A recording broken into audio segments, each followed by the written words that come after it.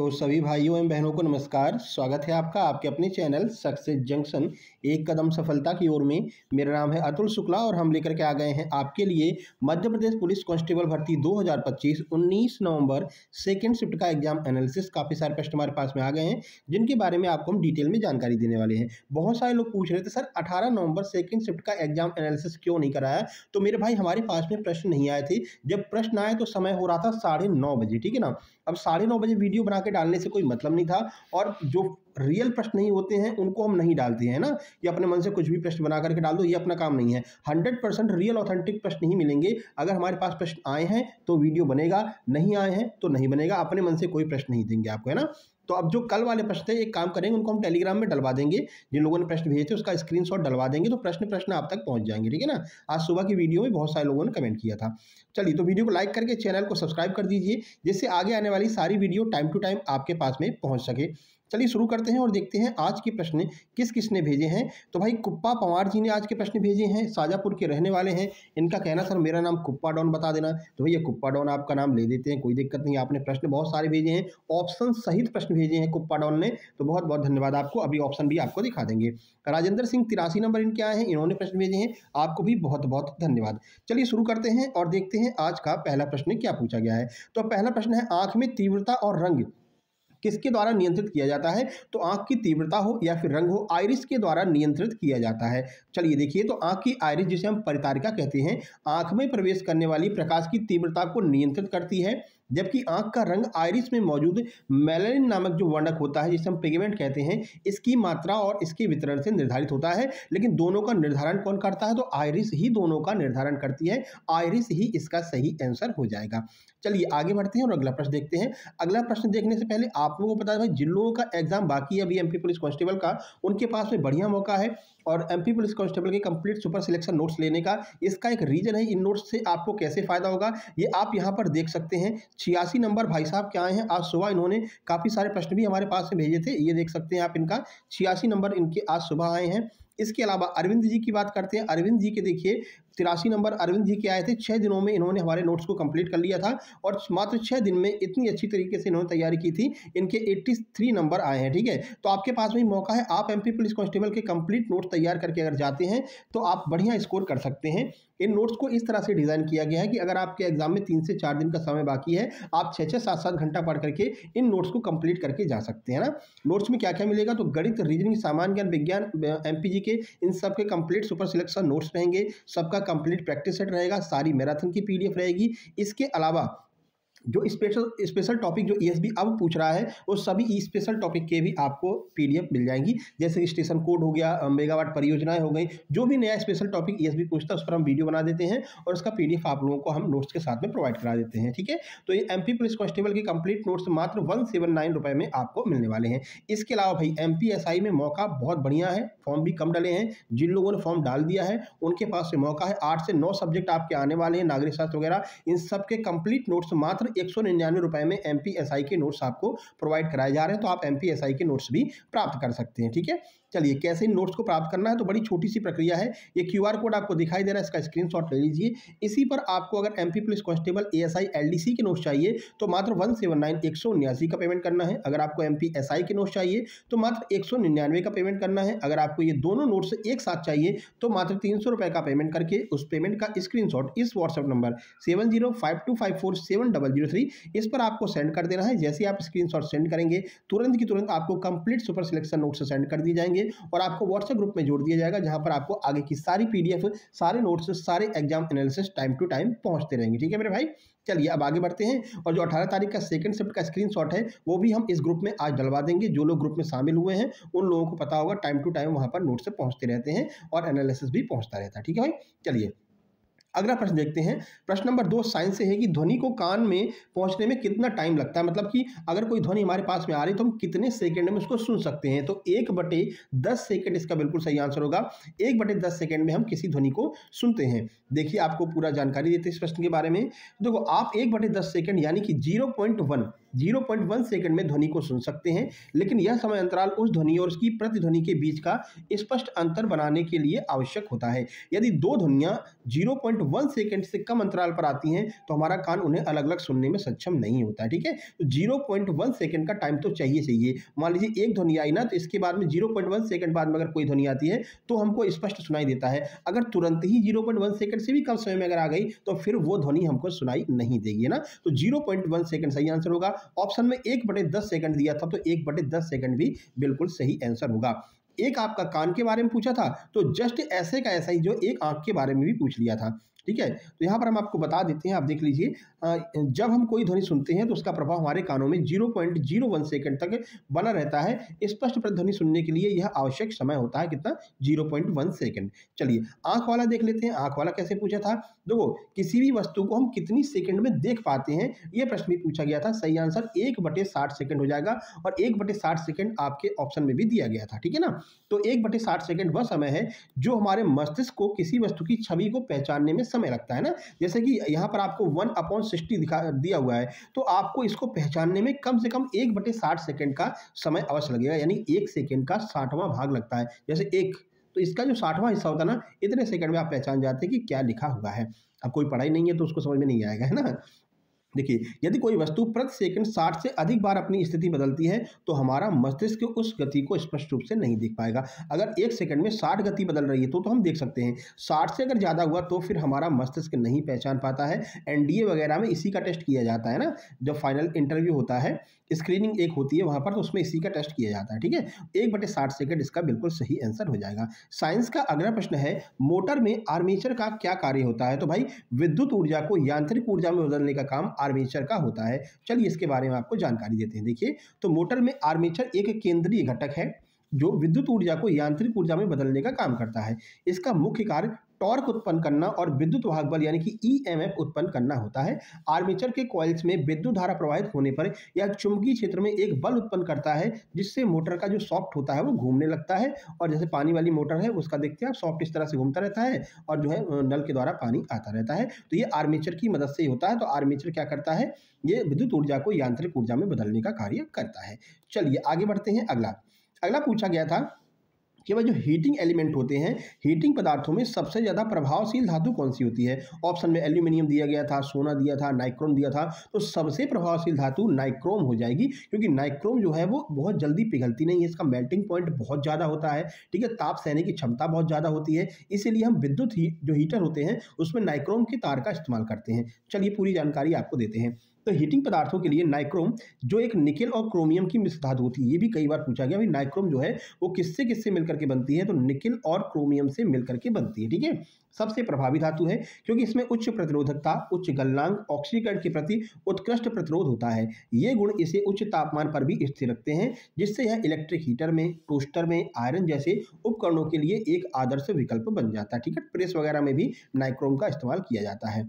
तो इसमें क्या होता है, उच्च प्रतिरोधकता होती है। नाइक्रोम का प्रतिरोध तांबे जैसी धातुओं की तुलना में बहुत अधिक होता है। तांबा तो भाई पिघल जाएगा इतने उस पर टेम्परेचर पर, लेकिन नाइक्रोम उसको झेल जाता है। कितना होता है, 1400 डिग्री सेंटीग्रेड तक के गलनांक को ये झेल सकता है। इसका उच्च तापमान भी पिघलने से इसको बचाता है ना, इसलिए नाइक्रोम जो है सबसे ज़्यादा ताप सहने वाली धातु है और इसका इस्तेमाल हम विद्युत हीटर में करते हैं। अगला देखिए, अगला प्रश्न फिर से साइंस से पूछा गया था। साइंस से आज मेरे भाई 17 प्रश्न पूछे गए हैं, ऐसा बताया गया है। काउंट किया था, जो मित्र ने प्रश्न भेजे हैं उन्होंने इसको काउंट किया था, बाकायदा मैथ के काउंट किए थे और आपके क्या कहते हैं मैथ रीजनिंग दोनों को मिलाकर के काउंट किए थे और साइंस के काउंट किए थे। तो अभी आपको बताते हैं भाई कितने कितने प्रश्न आए, वो भी आपको बताते हैं ना।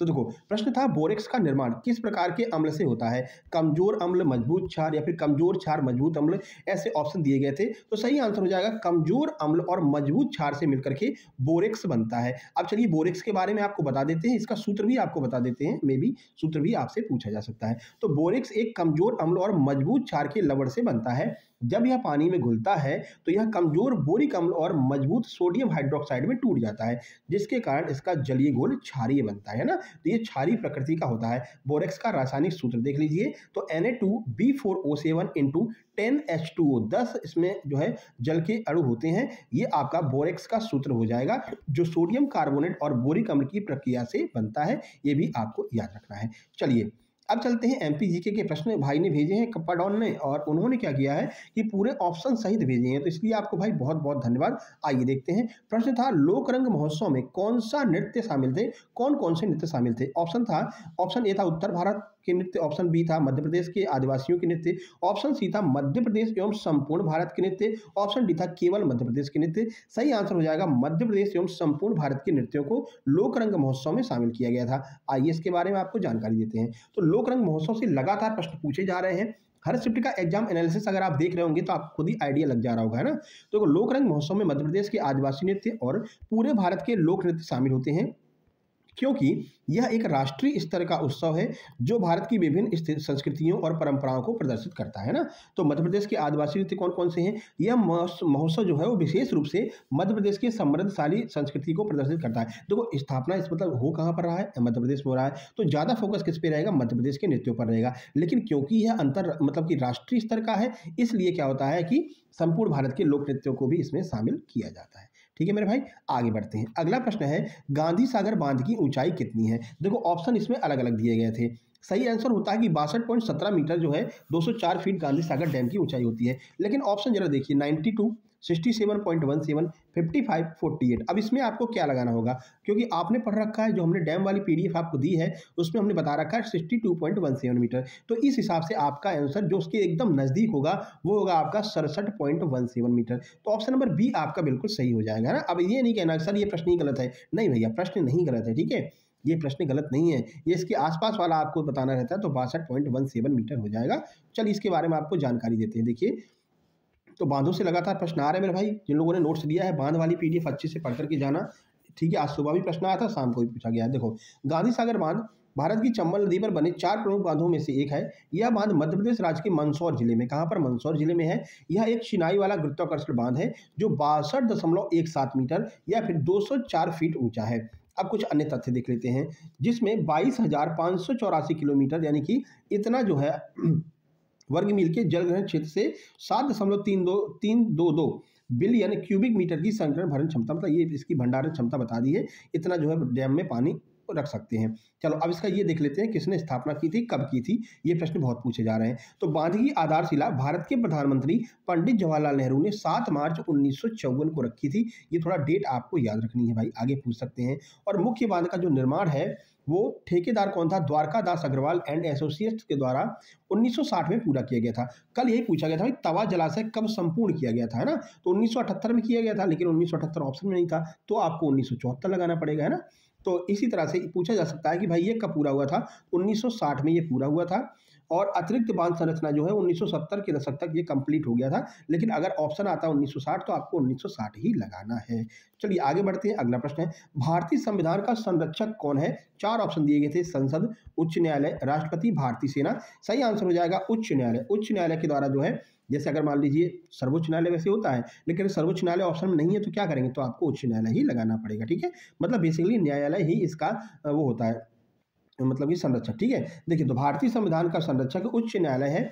यह संविधान का संरक्षक और व्याख्याता है। यह सुनिश्चित करता है कि सरकार के सभी कार्य संविधान के अनुरूप हो रहे हैं कि नहीं हो रहे हैं। इसके लिए क्या करता है, इसके लिए 2 प्रकार की जो है टॉपिक है। पहला है न्यायिक समीक्षा। न्यायिक समीक्षा करता है तो उच्च न्यायालय के पास न्यायिक समीक्षा की शक्ति है, जिससे वह संसद और राज्य विधानसभाओं द्वारा बनाए गए कानूनों की वैधता की जांच करता है। अगर विधानसभा ने कानून बना दिया है, सही है कि नहीं है, ये जांच कौन करेगा, उच्च न्यायालय करेगा। राज्यसभा ने या फिर आपके लोकसभा ने बना दिया है, संसद ने बना दिया है, सही है कि नहीं है, तो इसकी जो है जांच कौन करेगा, सर्वोच्च न्यायालय करेगा। कुल मिलाकर के न्यायालय के पास में इसकी शक्ति होती है। मौलिक अधिकारों की रक्षा, मौलिक अधिकारों का हनन होता है तो भी आप सीधे आर्टिकल 32 के थ्रू सर्वोच्च न्यायालय में जा सकते हैं। यानी आपके किसी भी प्रकार के संवैधानिक अधिकारों का हनन हो रहा है, उसकी रक्षा कौन करेगा, तो सर्वोच्च न्यायालय या फिर न्यायालय करेगा। ठीक है मेरे भाई, आगे बढ़ते हैं। अगला पूछा गया था मध्य प्रदेश में बौद्ध तीर्थ स्थल कहाँ पर है। ये सांची वाला प्रश्न कई बार पूछा गया, तो सांची इसका सही आंसर हो जाएगा। देखिए सांची एक बौद्ध परिसर है जो अपने विशाल स्तूप के लिए प्रसिद्ध है। यह भारत के मध्य प्रदेश राज्य के रायसेन जिले में सांची कस्बे की एक पहाड़ी की चोटी पर स्थित है। यह जिला मुख्यालय रायसेन कस्बे से लगभग 23 किलोमीटर की दूरी पर मध्य प्रदेश की राजधानी भोपाल से 46 किलोमीटर की दूरी पर स्थित है।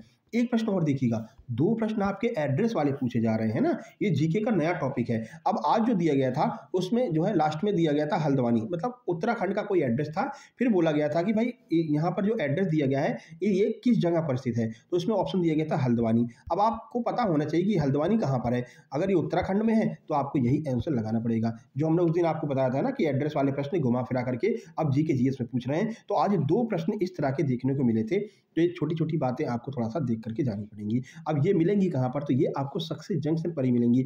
छोटे-छोटे जो टॉपिक हैं जहाँ से 2 प्रश्न 1 प्रश्न आ रहे हैं, तो एक-एक प्रश्न हमारे लिए महत्वपूर्ण है। तो उससे आपको एक आइडिया लगता रहेगा कि भाई उत्तराखंड दिया है तो उत्तराखंड के कौन-कौन से जिले हैं, उत्तर प्रदेश दिया तो उत्तर प्रदेश के कौन से जिले हो सकते हैं, एमपी दिया है तो भोपाल का कौन-सा स्थान हो सकता है, तो ये भी आपको थोड़ा-सा देख करके जाना पड़ेगा। आगे बढ़िए। अगला पूछा था, जो खजुराहो नृत्य महोत्सव है इसमें कौन कौन से वाद्य यंत्रों का प्रयोग किया जाता है। अब ऑप्शन तो नहीं है बताया उन्होंने, लेकिन जो जो वाद्य यंत्र उपयोग में लाए जाते हैं उनके बारे में आपको हम डिटेल में बता देते हैं। देखिए, तो खजुराहो नृत्य महोत्सव में पारंपरिक शास्त्रीय संगीत वाद्य यंत्रों का उपयोग होता है, जिनमें शंख, बड़े झांझ और मटको कीला, वीणा जैसे प्रसिद्ध वाद्य यंत्र शामिल होते हैं। ठीक है, शंख को आप जानते ही, इसका प्रयोग भारतीय जो भी अनुष्ठान होते हैं उसमें किया जाता है। बड़ा झांझ क्या होता है, बड़ा झांझ का अर्थ है जो बड़ी बड़ी घंटियां होती हैं, घंटे होते हैं ना, इसका उपयोग किया जाता है। ठीक है, इसके बाद में मटको कीला वीणा क्या होती है, तो यह एक प्रसिद्ध वाद्य यंत्र है जो भारतीय शास्त्रीय संगीत के लिए अलग माहौल बनाने के लिए इसको जो है बनाया गया है, तो मटको कीला वीणा होता है। इसके अलावा और क्या क्या होता है, तो अन्य घुमावदार स्ट्रिंग वाद्य यंत्र ताल के साधक की प्रदर्शन हिस्सा करते हैं, ये सब सारी चीजें हैं। कुल मिलाकर के इन वाद्य यंत्रों का प्रयोग किया जाता है। तो खजुराहो नृत्य महोत्सव में वाद्य यंत्रों का प्रयोग पूछा गया था, सभी वाद्य यंत्रों के बारे में आपको हमने बता दिया है। आगे बढ़ते हैं। अब देखो कितना घुमा करके पूछा है, अपनी नदी वाली पीडीएफ से सीधे सीधे प्रश्न है और कई बार इसके बारे में आपको हमने डिटेल में बताया है, एनालिसिस में भी है ना, एग्जाम एनालिसिस में बोला कि कौन सी नदी भ्रंश घाटी से होकर के बहती है और धुआंधार जलप्रपात का निर्माण करती है। भैया नर्मदा के बारे में कितनी बार आपको बताया है, अमरकंटक से निकलेगी, सोन नदी और नर्मदा दोनों, ये गई नर्मदा इस साइड, सोन नदी गई इस साइड। सोन नदी पटना में, बिहार के पटना में, गंगा नदी मिल जाती है। एक बार ये प्रश्न भी आपके एमपी पुलिस में भी पूछा गया है। और गंगा नदी बंगाल की खाड़ी में, नर्मदा की बात करते हैं, अमरकंटक से निकली हुई है, इस तरह बहती है, पूरब से पश्चिम की ओर जाती है और अरब सागर में जाकर के गिर जाती है। जबलपुर के भेड़ाघाट में धुआंधार जलप्रपात का निर्माण करती है। इसी के समानांतर ये आपकी सतपुड़ा पर्वत श्रेणी हो गई, यहाँ पर आपकी मुल्ताई से नदी निकलती है ताप्ती, जो यहाँ से इसी तरह के समानांतर बहती हुई ये भी भ्रंश घाटी में बहती है और अरब सागर में जाकर के गिर जाती है। कई बार आपको बार बार रिपीट करवाते हैं, क्योंकि यहाँ से ज्यादा प्रश्न जो बन रहे हैं वो आपके इन्हीं 2-3 नदियों से बन रहे हैं ना, तो नर्मदा इसका बिल्कुल सही आंसर हो जाएगा। यही फायदा है आपका डेली एग्जाम एनालिसिस देखने का, इसीलिए कहते हैं कि हर शिफ्ट का एग्जाम एनालिसिस देखा कीजिए, आपको बहुत हेल्प मिलने वाली है। देखो, तो भ्रंश घाटी से होकर बहने वाली धुआंधार जलप्रपात बनाने वाली जो नदी है वो है नर्मदा। यह मध्य प्रदेश के जबलपुर जिले में संगमरमर की चट्टानों के बीच से बहती है और इस जलप्रपात का निर्माण करती है। नर्मदा नदी मध्य प्रदेश के अमरकंटक पठार से निकलती है, भ्रंश घाटी से बहती है। धुआंधार जलप्रपात कहाँ पर है, तो जबलपुर के पास भेड़ाघाट में स्थित है, जहां नर्मदा नदी संगमरमर की चट्टानों से होकर के गिरती है और धुएं जैसा प्रभात बनाती है, इसलिए इसको धुआंधार जलप्रपात कहा जाता है। भाई हम तो यहाँ घूमने भी गए हैं, बहुत बढ़िया स्थान है। अगला देखिए, अगला पूछा गया भाई असीरगढ़ का जो महल है वो किसने बनवाया था, तो राजा आसा अहीर ने असीरगढ़ का महल या फिर असीरगढ़ के किले का निर्माण किया था। चलिए देख लेते हैं। तो असीरगढ़ का किला 15वीं शताब्दी में राजा आसा अहीर ने बनवाया था। कुछ स्रोतों में इसका निर्माण करने का श्रेय राजा आसा अहीर को दिया जाता है, जो अहीर वंश से थे। तो निर्माता हो गया राजा आसा अहीर, समय हो गया 15वीं शताब्दी, ये भी आपको थोड़ा सा ध्यान रखना है। अगला था, ब्रिटिश सरकार के एकाधिकार को चाय और चीन के व्यापार पर एकाधिकार छोड़कर के, मतलब किस अधिनियम के द्वारा हटाया गया था, चाय और चीन को छोड़ करके बाकी सारे एकाधिकार ब्रिटिश सरकार ने कौन से एक्ट के द्वारा हटा लिए थे, तो यह है आपका चार्टर एक्ट 1813। चलिए इसके बारे में आपको बता देते हैं। देखिए, तो ब्रिटिश सरकार के एकाधिकार को, जो ईस्ट इंडिया कंपनी थी ना, वही आप मान के चलिए, तो चाय और चीन के व्यापार का एकाधिकार को छोड़ करके बाकी सारे अधिकार चार्टर एक्ट 1813 के माध्यम से हटा दिए गए थे। बाद में चार्टर एक्ट 1833 के माध्यम से कंपनी के व्यापारिक एकाधिकार को चाय और चीन के व्यापाधिकार को छोड़ करके पूरी तरह से समाप्त कर दिया गया था। तो 2 एक्ट आपके पूछे गए थे, जिसमें आपका आंसर जो है, अगर चाय और चीन को छोड़ करके बाकी अधिकार बोला है तो आपके 1813 का चार्टर एक्ट सही आंसर इसका हो जाएगा। ठीक है ना। तो देखो, 1813 में क्या हुआ था, इस अधिनियम ने चाय और चीन के साथ व्यापार को छोड़ करके भारत के साथ व्यापार पर ईस्ट इंडिया कंपनी के एकाधिकार को समाप्त कर दिया। और चार्टर एक्ट 1833 क्या कहता है, इस अधिनियम ने चाय और चीन के साथ व्यापार पर कंपनी के एकाधिकार को पूरी तरह से समाप्त कर दिया। यानी कि अब तुम चाय और चीन के साथ कोई व्यापार वगैरह करोगे ही नहीं, जिससे कंपनी की व्यावसायिक गतिविधियां समाप्त हो गई। यानी कि ईस्ट इंडिया कंपनी भारत में पूरी तरह से व्यवसाय करने पर बैन लगा दिया गया। कौन से एक्ट से, 1833 से। और चाय और चीन को छोड़कर बाकी सब किस पे बंद किए गए थे, वो 1813 पे किए गए थे। दोनों में डिफरेंस है, दोनों डिफरेंस को आपको थोड़ा सा देख करके जाना है। अगला पूछा गया था भाई आईआईटी इंदौर, इसको परमानेंट कब किया गया था, यानी स्थायी कब किया गया था। सही आंसर हो जाएगा फरवरी 2016 में। ऑप्शन में आपका 2014 भी दिया था, 2015 भी दिया गया था, है ना। तो सही आंसर फरवरी 2016 हो जाएगा। चलिए देखते हैं इसके बारे में। देखो, आईआईटी इंदौर का स्थायी परिसर फरवरी 2016 में जो है आपका शुरू हुआ था। हालांकि इसकी नींव 17 फरवरी 2009 को रखी गई थी, लेकिन जो आपका स्थायीकरण है वो जो है आपका 2016 में रखा गया था, 2016 में शुरू हुआ था, ठीक है ना। तो नींव की बात करें, 17 फरवरी 2009 सिमरौल इंदौर में स्थायी परिसर की नींव रखी गई थी, और फरवरी 2016 से आईआईटी इंदौर ने अपने स्थायी परिसर से काम करना शुरू कर दिया था। अगला, उत्तर भारत में कैसी मिट्टी पाई जाती है। सही आंसर हो जाएगा उत्तर भारत में जलोढ़ मिट्टी पाई जाती है। देखिए, तो उत्तर भारत में मुख्य रूप से जलोढ़ मिट्टी पाई जाती है। यह गंगा, ब्रह्मपुत्र, सिंधु जैसी नदियों द्वारा लाए गए तलछटों के जमाव से बनती है और उत्तरी मैदान में व्यापक रूप से फैली हुई है। यह मिट्टी अत्यधिक उपजाऊ होती है, गेहूं, चावल, गन्ना जैसी फसलों के लिए उपयोगी है। आगे पूछ सकते हैं उत्तर भारत में कौन कौन सी फसलें होती हैं, तो गेहूं, चावल, गन्ना ये मुख्य फसलें हैं ना। इसका विस्तार कहाँ पर है, उत्तरी मैदान और नदी घाटियों में सबसे ज़्यादा यह मिट्टी पाई जाती है। चलिए आगे बढ़ते हैं। निर्माण कैसे हुआ है, तो नदी तंत्रों के द्वारा लाई गई गाद और तलछटों से इसका निर्माण हुआ। बाकी पीडीएफ आपको देंगे तो आप आराम से पढ़ लेना, है ना। चलिए अगला प्रश्न देख लेते हैं। भारत की सिलिकॉन वैली किसे कहते हैं। भाई बेंगलुरु को भारत की सिलिकॉन वैली कहा जाता है। देखिए क्यों कहते हैं, तो बेंगलुरु को भारत की सिलिकॉन वैली कहा जाता है क्योंकि यह देश का प्रमुख सूचना प्रौद्योगिकी यानी आईटी केंद्र है, जहां कई बड़ी भारतीय कंपनियां और अंतर्राष्ट्रीय कंपनियों के मुख्यालय भी स्थित हैं, है ना। यह शहर अपने संपन्न स्टार्टअप इकोसिस्टम, बड़ी संख्या में सॉफ्टवेयर इंजीनियरिंग और आईटी पेशेवरों की उपस्थिति के कारण सिलिकॉन वैली के नाम से जाना जाता है।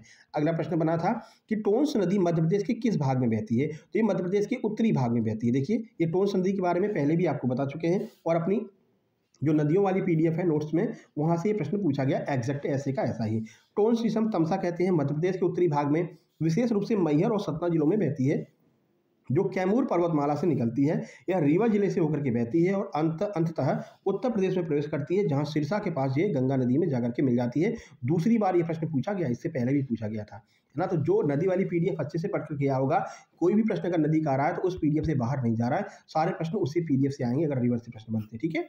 और जो रेलवे कोड की पीडीएफ पढ़ के जाएगा, वह रेलवे कोड के कोई भी प्रश्न बने उसी पीडीएफ से बनेंगे, उससे बाहर नहीं बनेंगे, ठीक है। तो आपको उद्गम वगैरह हमने बता दिया, मैहर से इसका उद्गम होता है। अगला, संविधान का पिता किसे कहा जाता है, तो डॉक्टर भीमराव अंबेडकर को संविधान का पिता कहा जाता है। भारतीय संविधान का पिता डॉक्टर भीमराव अंबेडकर को कहा जाता है क्योंकि वे संविधान की प्रारूपण समिति के अध्यक्ष थे और उन्हें संविधान का मुख्य वास्तुकार भी माना जाता है। उन्होंने लगभग 60 देशों के संविधानों का अध्ययन किया और संविधान को अंतिम रूप देने में महत्वपूर्ण भूमिका निभाई थी और प्रारूपण समिति के अध्यक्ष थे। 1947 में डॉक्टर अंबेडकर को संविधान की प्रारूपण समिति का अध्यक्ष नियुक्त किया गया था। चलिए अब बात करते हैं मैथ का। तो मैथ के भी कुछ प्रश्न हैं जिनके उन्होंने बिल्कुल जो है आपके क्या कहते हैं ऑप्शन भी दिए हैं। देखो, 40,000 राशि की धनराशि है, ठीक है। 2 क्रमिक छूट के बाद में 32,000 हो जाती है। यदि पहली छूट 10% है तो भाई दूसरी छूट कितनी है वो आपको बताना था, और इस तरह के ऑप्शन दिए गए थे 0.1111, 0.15, 0.93, 0.20, इस तरह के ऑप्शन दिए गए थे। थोड़ा मेंटली प्रिपेयर होकर के जाना, इसमें आपको 100 का डिवाइड देना रहेगा जो आपका आंसर आएगा उसमें, ठीक है। अगला एक कुछ इस तरह का था कि 0 से 2000, 2000 से 4000, 4000 से 6000, इसकी आवृत्ति 50, 30 और 20 है, तो इसका कुछ घनत्व वगैरह बताना था, इस तरह का प्रश्न था। एक दिया गया था भाई 60,000 रुपये टोटल है, एक कोण 72 डिग्री है, दूसरा कोण 54 डिग्री है, तो दोनों के बीच में अंतर निकालिए और जो अंतर निकल करके आए उसको 60,000 में डिवाइड दे करके उसका आंसर बताना था। इस तरह का डिग्री वाला प्रश्न पूछा गया था ना, एग्जैक्ट यही प्रश्न था, ठीक है, ध्यान रखना। अगला, 2 समबाहु त्रिभुज से आए थे, एक पिरामिड में समबाहु त्रिभुज का परिमाप दे रखा था 18 और उसका आधार पूछा था। अगला, 40,000 रुपये की धनराशि 3 साल का 8% वार्षिक ब्याज की दर से चक्रवृद्धि ब्याज आपको बताना था। बड़ा सिंपल प्रश्न था। एक था 25 लीटर एसिड को 4:1 में डिवाइड करके कुछ उसका पार्ट पूछा गया था।